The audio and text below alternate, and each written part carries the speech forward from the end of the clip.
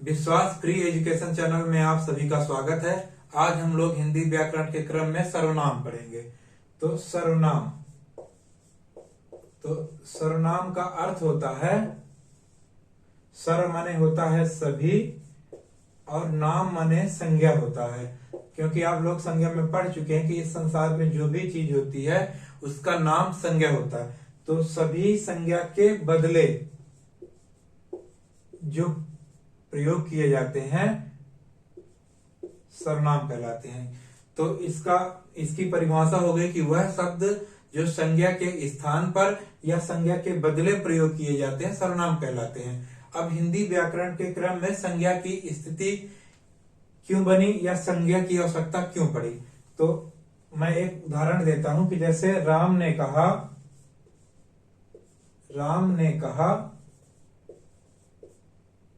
कि राम कल आगरा जाएगा।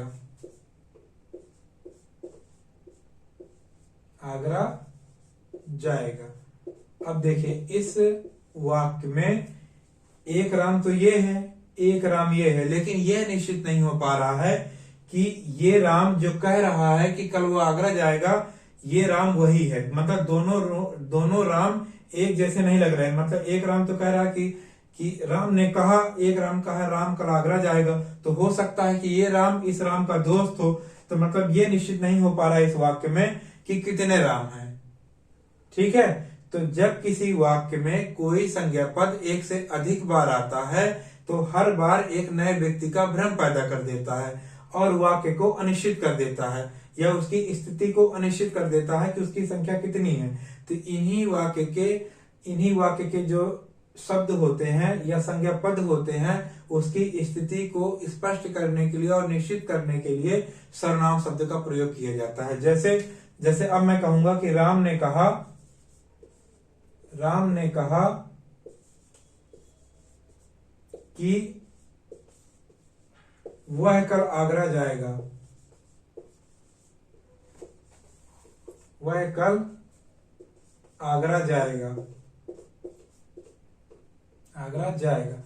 अब देखिए ये आप स्पष्ट रूप से कह सकते हैं कि ये राम वही है जो कल आगरा जाएगा, लेकिन इस वाक्य में आप स्पष्ट नहीं कह सकते थे कि ये राम और ये राम दोनों एक हैं। हो सकता है कि ये राम का दोस्त हो और दो लोग आगरा जा रहे हैं इसमें, लेकिन ये निश्चित हो रहा है कि ये एक ही व्यक्ति है जो कल आगरा जाएगा, इसलिए सर्वनाम की आवश्यकता पड़ी वाक्य में। ठीक है, अब आ जाइए सर्वनाम के भेद में। तो सर्वनाम के कुल 6 भेद होते हैं। कौन कौन से होते हैं मैं बताता हूं।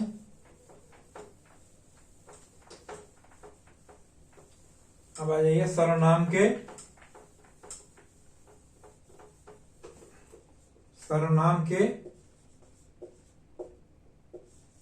भेद।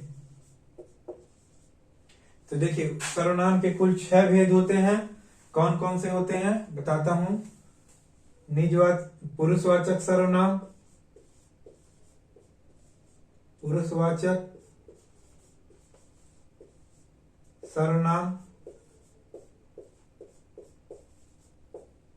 अब आ जाए निजवाचक सर्वनाम,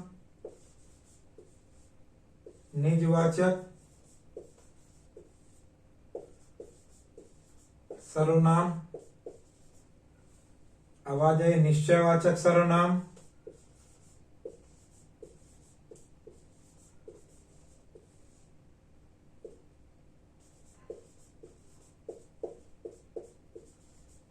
अनिश्चयवाचक सर्वनाम,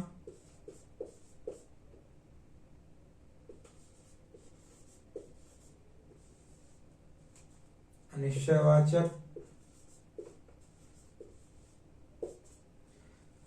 अब आ जाइए प्रश्नवाचक,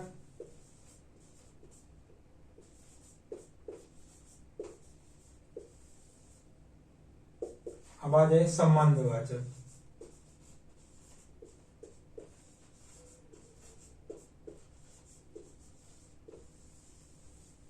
इस प्रकार से सर्वनाम के 6 भेद हो गए। अब मैं इसकी एक ट्रिक बताऊंगा जिसको आप 5 से 6 बार पढ़ लीजिएगा तो आपको पूरी तरह से सर्वनाम के भेद याद हो जाएंगे। दोबारा कभी भी किसी भी प्रकार की कंफ्यूजन नहीं होगी, क्योंकि जब आप विशेषण पढ़ते हैं, संज्ञा पढ़ लेते हैं, अव्यय पढ़ लेते हैं, तो आपको सर्वनाम के भेद बताने में कठिनाई पैदा होने लगती है। ठीक, तो उस ट्रिक को आप लोग नोट कर लीजिएगा।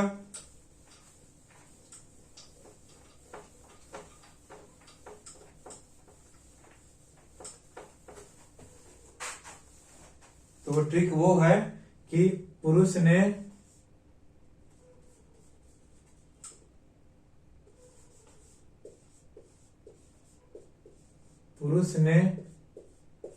निज से प्रश्न कर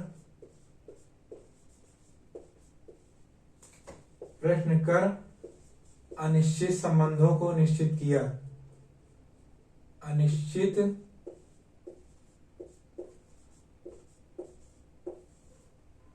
संबंधों को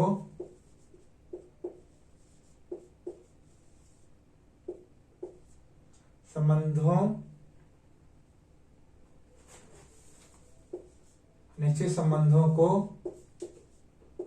निश्चित किया।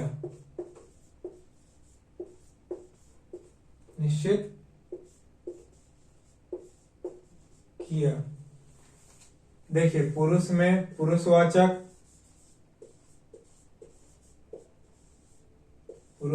सर्वनाम, निज में निजवाचक सर्वनाम,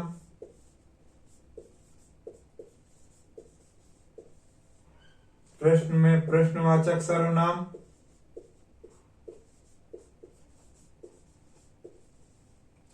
अनिश्चित में अनिश्चयवाचक सर्वनाम,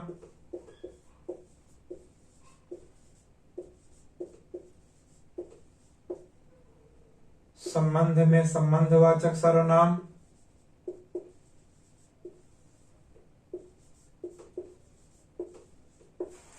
निश्चित में निश्चयवाचक सर्वनाम।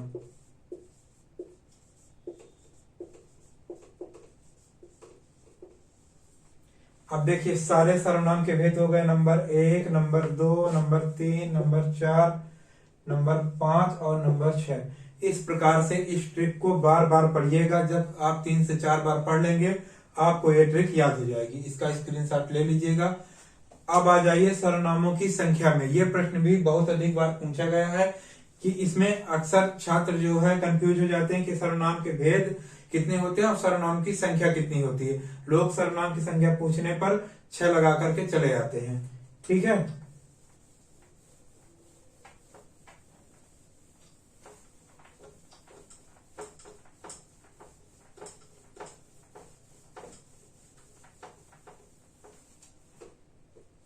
तो सर्वनाम की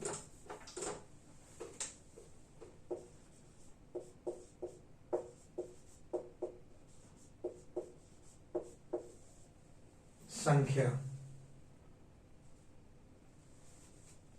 तो सर्वनामों की कुल संख्या 11 होती है। ठीक, कैसे होती है ये मैं आपको दिखाई दे रहा हूं। तो पहला है पुरुषवाचक सर्वनाम, पुरुषवाचक सर्वनाम। तो पुरुषवाचक सर्वनाम होते हैं मैं और तू। अब आ जाइए निजवाचक सर्वनाम।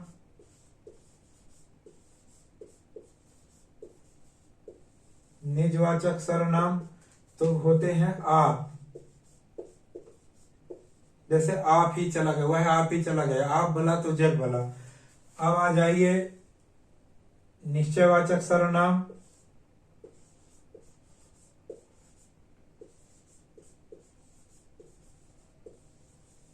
निश्चयवाचक सर्वनाम होते हैं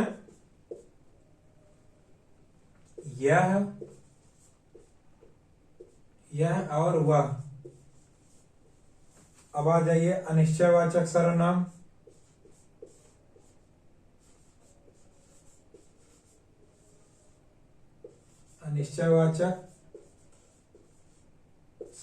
अनिश्चयवाचक सर्वनाम होते हैं कोई और कुछ।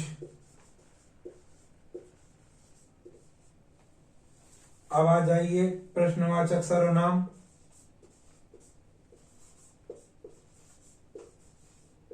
प्रश्नवाचक सर्वनाम होते हैं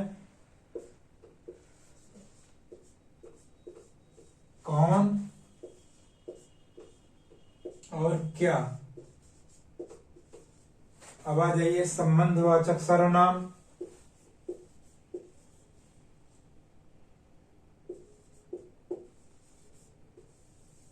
संबंधवाचक सर्वनाम, तो संबंधवाचक सर्वनाम होता है जो और सो। अब देखिए सभी को गिन लीजिए, 1 2 3 4 5 6 7 8 9 10 और 11। इस प्रकार से सर्वनामों की संख्या 11 होती है। जब ये पूछा जाएगा सर्वनाम की संख्या कितनी होती है, या ये पूछा जाएगा सर्वनाम कितने होते हैं, तो 11 माना जाएगा। जब ये पूछा जाएगा सर्वनाम के भेद कितने होते हैं, तो 6 माने जाएंगे। ठीक, अब मैं इन सर्वनामों को पुरुषवाचक, निजवाचक, निश्चयवाचक, अनिश्चयवाचक, प्रश्नवाचक और संबंधवाचक को विस्तृत पूर्वक उदाहरण सहित अगले वीडियो में पढ़ाऊंगा। ठीक है।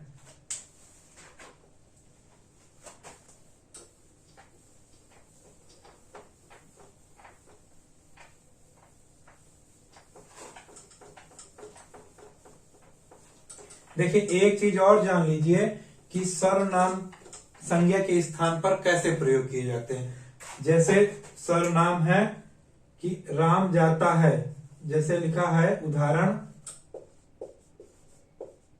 जैसे राम जाता है।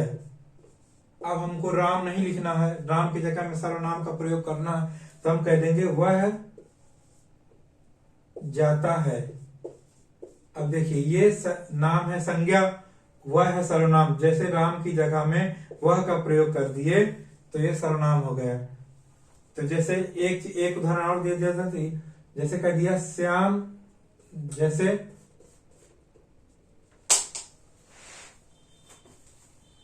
जैसे हो गया यह किताब मेरी है।